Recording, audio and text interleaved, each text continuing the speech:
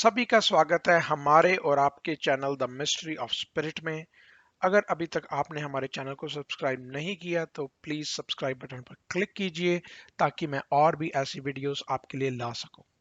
तो चलिए आज हम बात करेंगे ऐसी कहानी की जिसमें गुरु नानक देव जी ने एक लुटेरे को एक अच्छा इंसान बना दिया।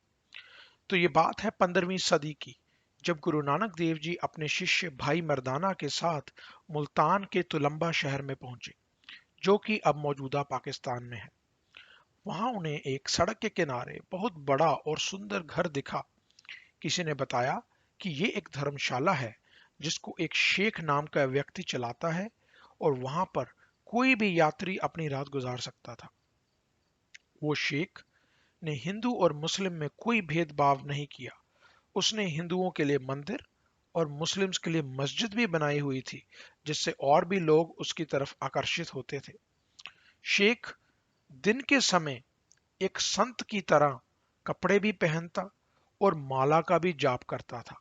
उसकी इसी अच्छी आदतों को देखकर लोग उसे सज्जन के नाम से बुलाने लगे। सज्जन के पास काफी जमीन भी थी जिसमें बहुत सारे मजदूर काम किया करते थे, लेकिन फिर भी उसने ज्यादा पैसा कमाने के लिए एक गलत रास्ता अपना लिया, जो उसके कुछ दोस्तों के अलावा और कोई भी नहीं जानता था।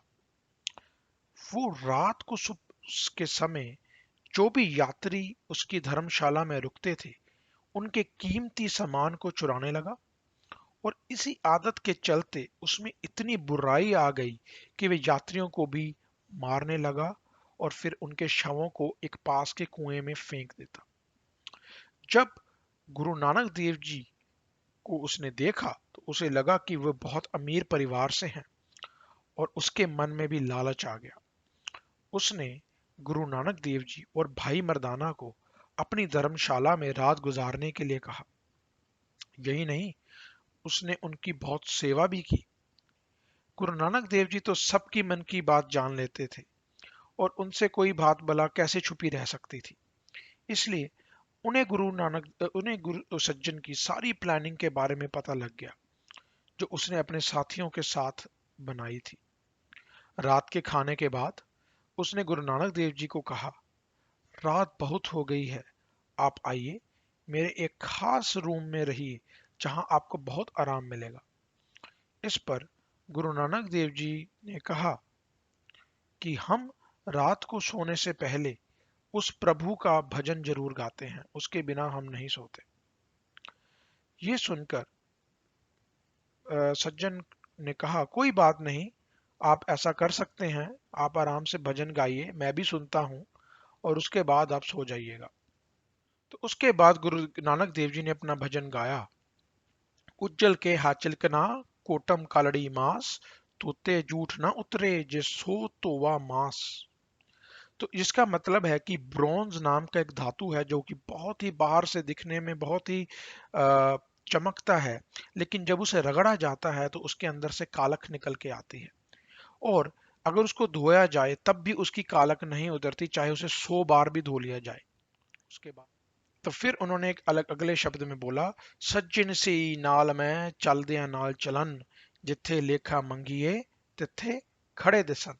जिसका मतलब है कि उस परमात्मा के जो संत हैं वही है जो हमेशा हमारे साथ चलते हैं, और जहां पर हमारे कर्मों का लेखा जोखा होगा सिर्फ वही है जो हमारे साथ खड़े होंगे और किसी ने हमारे साथ साथ नहीं देना। ये भजन सुनकर सज्जन को पता लग गया कि गुरु नानक देव जी कोई एक आम इंसान नहीं, वो तो सबके मन की बात जान लेते हैं। और उन्हें शायद ये भी पता लग गया है कि मैं एक अच्छा इंसान नहीं, मैं एक बहुत ही बुरा इंसान हूँ। और साथ ही में ये भजन सुनकर उसे ये भी लगा कि वो कितने बुरे काम कर रहा था। ये सुनकर उसकी आंखों में आंसू आ गए और वो गुरु नानक देव जी के चरणों पर गिर पड़ा। और उसने गुरु नानक देव जी से वादा किया कि उसने आज तक जितना भी धन लूटा है ऐसे यात्रियों से वो सब गरीबों में बांट देगा और वो आगे से एक अच्छे इंसान की तरह अपना जीवन गुजारेगा। तो उसने ये सुनकर गुरु नानक देव जी को भी उसके ऊपर दया आ गई, क्योंकि वो बहुत ही एक दयालु पुरुष थे। तो उन्होंने भी कहा, ठीक है, सज्जन, अब तू एक सच्चे सज्जन की तरह रहेगा, एक ईमानदारी का जीवन व्यतीत कर, ताकि तेरे को आगे चलकर भी जब तेरा अंत समय आए तब तेरे साथ परमात्मा खड़े होंगे। तो ये सब सुनकर भाई मर्दाना की जिंदगी बहुत बदल गई और वो सज्जन ठग से एक सच्चा सज्जन बन गया। तो देखिए दोस्तों, इस बात से हम यही कह सकते हैं कि एक सच्चे गुरु में इतनी शक्ति होती है कि वो हमारी बुराइयों को हम में से निकाल कर हमें एक सच्चा इंसान बना सकता है। बट हमें जरूरत है कि हम एक सज्जन की तरह गुरु की बातों को सुने, तभी ये पॉसिबल हो सकता है। अगर हम एक कान से सुनकर दूसरे कान से निकाल दें तब तो ये कभी पॉसिबल नहीं हो सकता। तो इवन सज्जन ठग के केस में भी, चाहे वो कितना भी बड़ा लुटेरा था, लेकिन उसके अंदर ये एक अच्छी आदत थी कि उसने जैसे ही उस परमात्मा के भजन को सुना, उसकी आंखें खुल गई और उसने अपनी जीवन को पूरा ही बदल दिया। तो ये थी कहानी सज्जन ठग और भाई मर्दाना और गुरु नानक देव जी की, जो कि 15वीं सदी की कहानी है, जो कि गुरु ग्रंथ साहब में भी लिखी गई है। तो आशा करते हैं कि आपको ये कहानी पसंद आई होगी। तो प्लीज़ अगेन आप हमारे चैनल को सब्सक्राइब कीजिए, बेल आइकन को क्लिक कीजिए और अपने फ्रेंड्स और फैमिली के साथ भी शेयर कीजिए, ताकि हम ऐसी और भी नई वीडियोस आपके लिए ला सकें। तो तब तक के लिए God bless you all, see you all in the next video, bye.